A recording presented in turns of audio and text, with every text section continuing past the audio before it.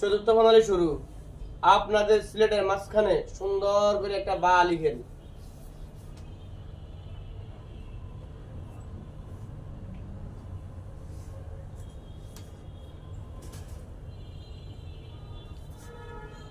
সকলে পড়ে দেখেন।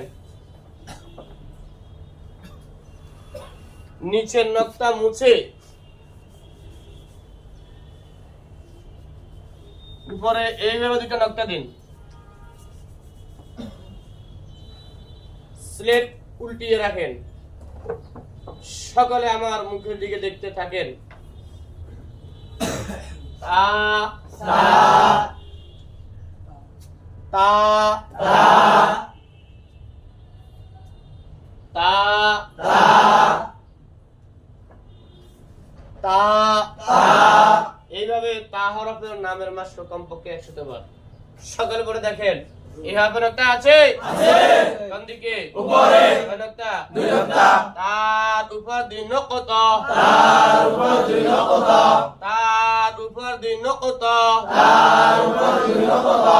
আপনাদের সিলেট হাতে নেন, হাতে ধরে পড়বেন। তার উপর দুই নকতা, উপর দুই নকতা। তার উপর দুই নকতা। এইভাবে নুকতার মাত্র কমপক্ষে 20 বার। সকলে পড়ে দেখেন।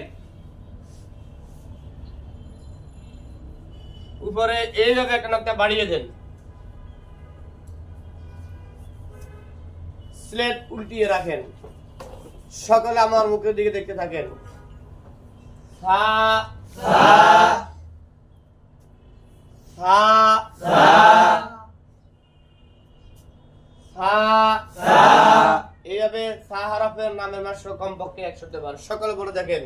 এই হরফের নকটা আছে কোন দিকে? উপরে। কোন নকটা? তিন নকতা।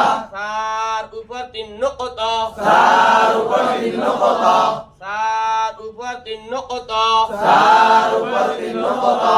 তার উপর তিন নকতা। তার উপর তিন নকতা। আপনাদের সিলেট হাতে নেন, হাতে ধরে পড়বেন।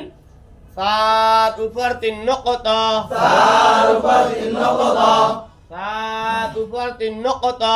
তার উপর তিন নকতা। এভাবে নুকতার মাত্র কমপক্ষে 20 বার। উপরের একটা নকটা মুছেন।